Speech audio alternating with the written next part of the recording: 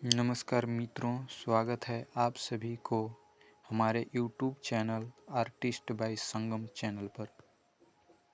आज हम देखेंगे बीए प्रथम वर्ष के इतिहास को। जिन बच्चों का हिस्ट्री ऑनर्स है उनको हम दिल से कहेंगे कि हमारा यह वीडियो देखें और अच्छी तैयारी करें। तो चलिए आगे बढ़ते हैं और देखते हैं इतिहास की इकाई फर्स्ट, जिसमें हम पढ़ेंगे भारत के समानार्थी की शाश्वता। भारत के समानार्थी की शाश्वता। पौराणिक युग के नाम से अनेक व्यक्ति हुए। दुष्यंत के अलावा दशरथ पुत्र भरत भी प्रसिद्ध है। मगध राज इंद्रद्युम्न के दरबार में एक भरत ऋषि थे। ऐतरेय ब्राह्मण में दुष्यंत पुत्र भरत के नाम पर ही भारतवर्ष का नाम पड़ा। मत्स्य पुराण में मनु को प्रजा को जन्म देने वाले वर और उसका भरण पोषण के कारण भरत कहा गया। मत्स्य पुराण में जो है मनु को प्रजा को जन्म देने वाले वर और उसका भरण पोषण करने के कारण भरत कहा गया।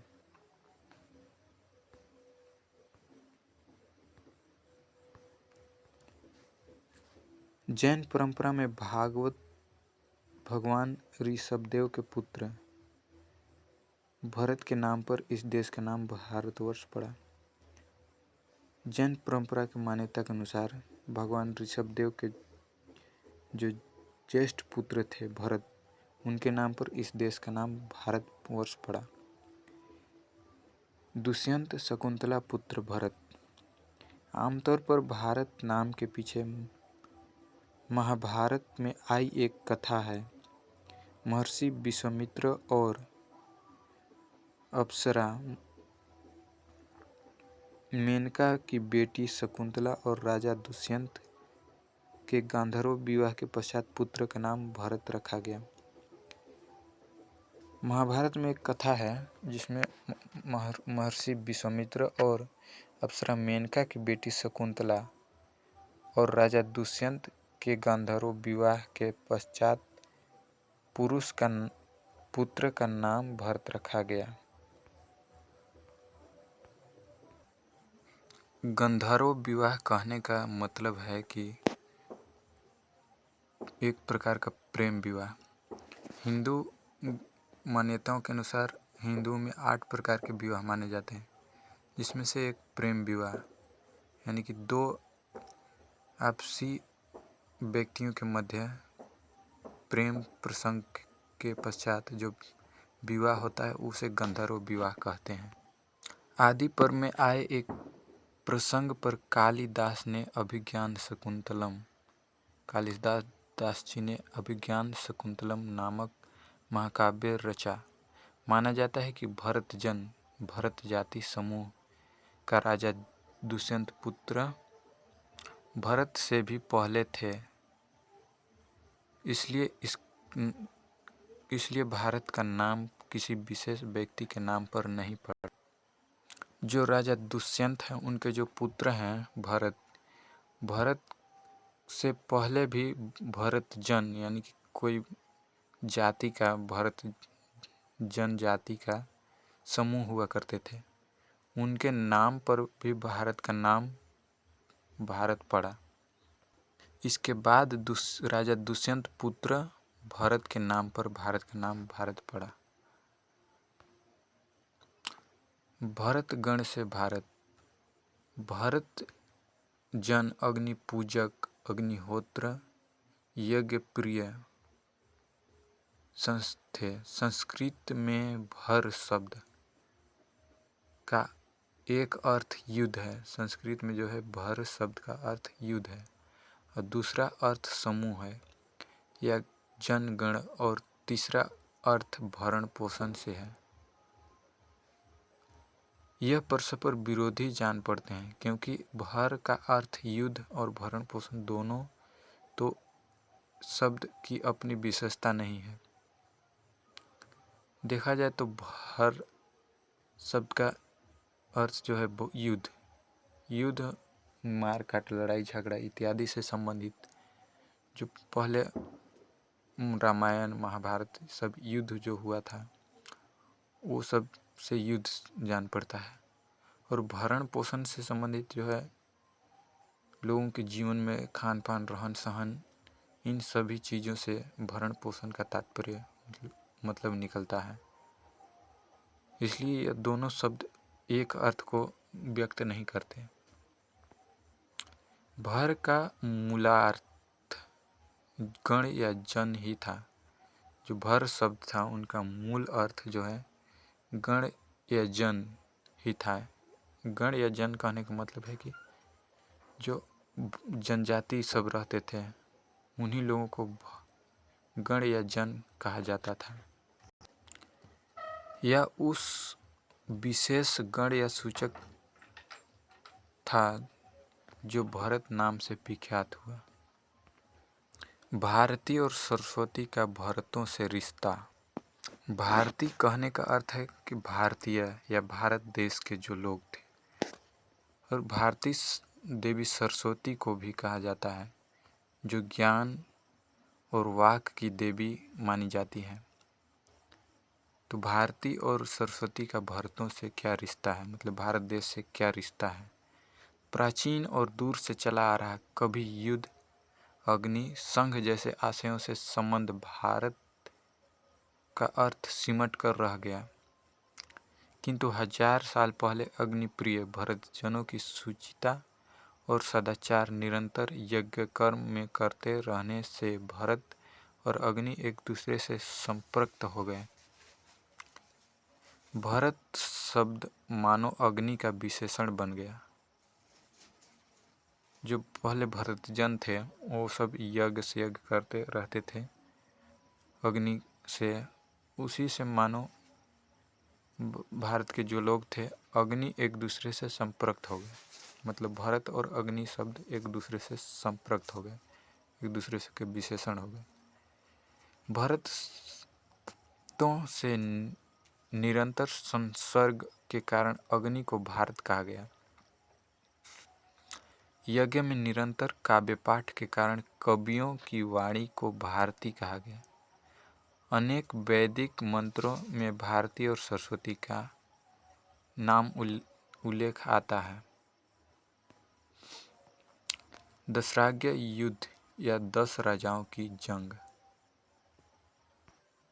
दशराज्य युद्ध कहने का अर्थ है कि 10 राजाओं द्वारा लड़ा गया युद्ध। प्राचीन ग्रंथों में प्रसिद्ध जाति भरत सरस्वती नदी या घग्गर नदी के तट पर बसने वाला एक समूह था। भरत जाति का एक समूह था जो सरस्वती नदी या घग्गर नदियों के तट पर बसा हुआ था। यह यज्ञप्रिय अग्निहोत्र थे, यानी कि सदा मतलब हर समय यज्ञ करते रहते थे। इन्हीं भरत जन के नाम पर समूचे भूखंड का नाम भारतवर्ष पड़ा। या फिर इनके नाम पर भी संपूर्ण भूखंड का नाम भारतवर्ष पड़ा होगा। अनेक आर्य संघ, इनमें पुरु, यदु, तुर्वसु, तुत्सु, अनु, द्रुह्यु, गांधार, विषाणिन, पक्त, केकय, शिव, अलीन, भलान, त्रित्सु, संजय आदि जन थे। इतने सारे मतलब वो आर्य संघ के जो थे जन लोग थे, जनजाति लोग थे। 10 जनों में सुदास और तुत्सु कबीले का युद्ध हुआ। जो 10 जन इतने लोग थे, इनमें 10 जनों में सुदास जन और तुत्सु कबीले का युद्ध हुआ। सुदास के तुत्सु कबीले के विरुद्ध 10 जन लड़ रहे थे। सुदास के तुत्सु कबीले के विरुद्ध 10 जन लड़ रहे थे। पंचजन यानी पुरु, यदु, तुर्वसु अनु और द्रुह्यु के अलावा भालनस, अलीन, काफिरिस्तान, शिव, सिंध, पख्त, बिसाड़िन कबीले शामिल थे। महाभारत से 2500 साल पहले भारत। अब देखते हैं महाभारत से 2500 साल पहले की भारत की दशा। साधारण सी बात है कि वह युद्ध जिसका नाम ही महाभारत है कब हुआ होगा, ये तो कोई नहीं जानता महाभारत युद्ध कब हुआ होगा। इतिहासकारों ईसा के करीब 2500 साल पहले कौरव पांडवों के बीच महासमर हुआ था। मतलब ईसा मसीह के जन्म से 2500 साल पहले कौरव और पांडवों के बीच महासमर यानी कि युद्ध हुआ था। यह एक गृह कलह था। यह जो था एक गृह कलह था। से भारत और दो कुटुंबों की लड़ाई कैसे हो गई? यह गृह कलह से भारत और दो कुटुंबों की लड़ाई कैसे हो गई? इसका कारण भारत की भौगोलिक वाले सभी साम्राज्यों ने हिस्सा लिया होगा, इसलिए इसे महाभारत कहते हैं।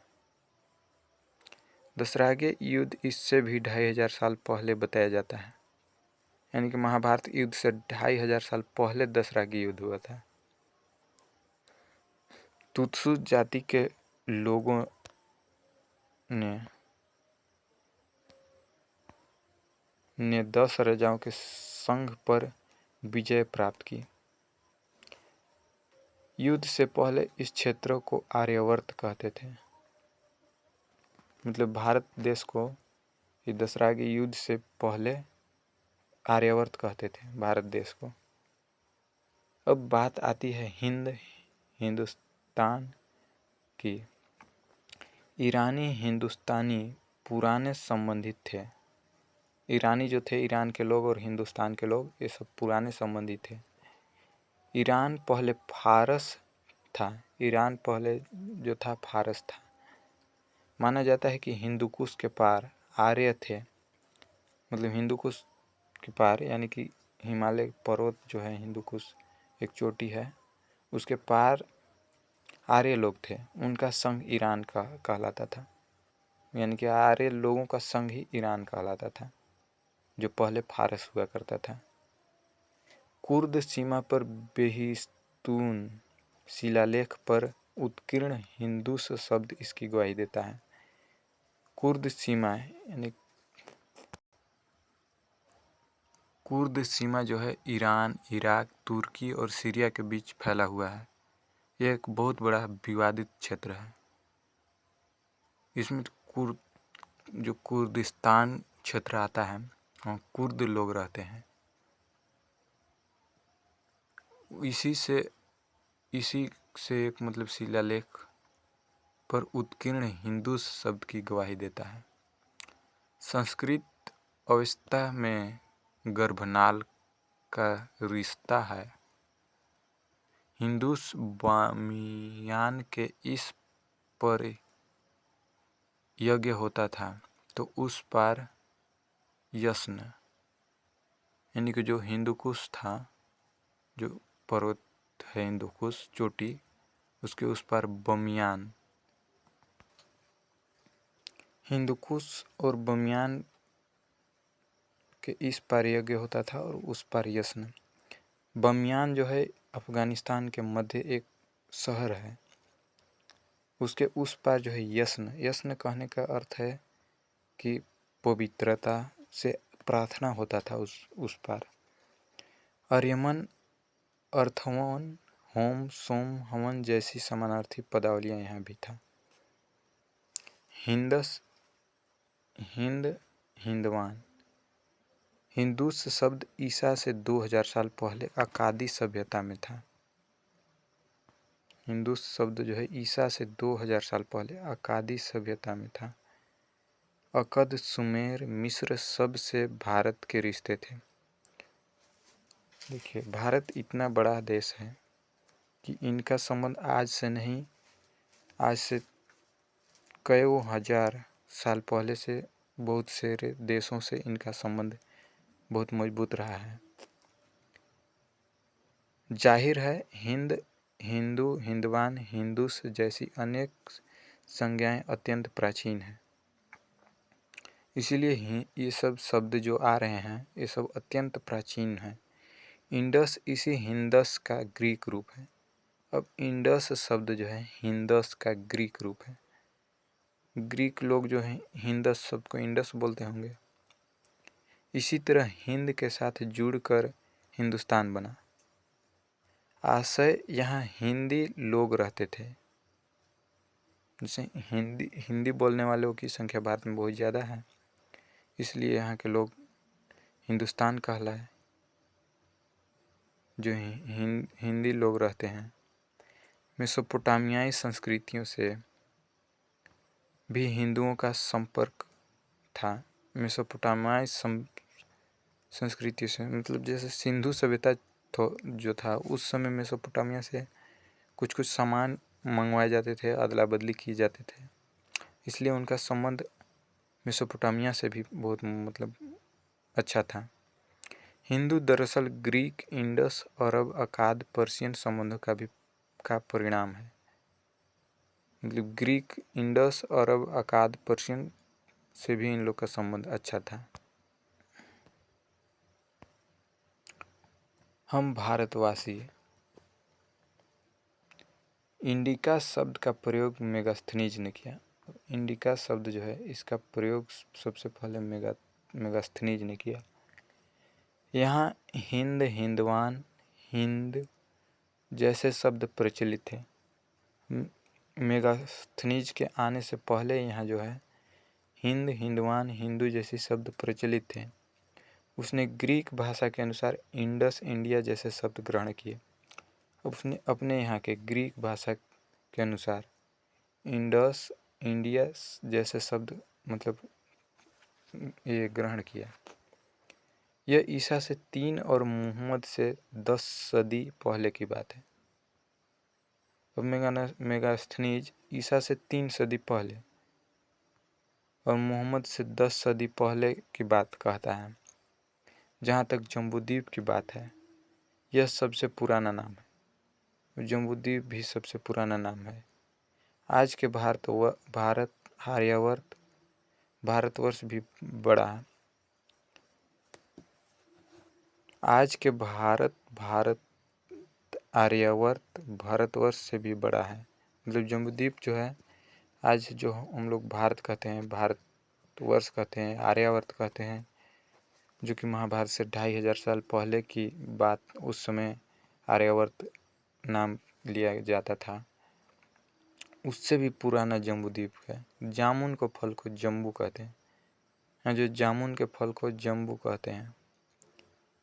भारत में किसी काल में जामुन के पेड़ों की बहुलता के कारण इसका नाम जम्बूद्वीप पड़ा। उस समय भारत में जामुन के बहुत सारे पेड़ रहे होंगे, इसलिए उनका नाम जो है जम्बूद्वीप पड़ा। तो प्यारे मित्रों, हमारा यह वीडियो कैसा लगा हमें कमेंट में बताएं। चैनल को लाइक और सब्सक्राइब करें और बेल आइकन को प्रेस करें ताकि और भी हमारा वीडियो आप तक जल्द से जल्द पहुँचे। और चैनल को अपने दोस्तों के साथ ज़रूर शेयर करें ताकि और लोगों को इसका फ़ायदा मिल सके। धन्यवाद।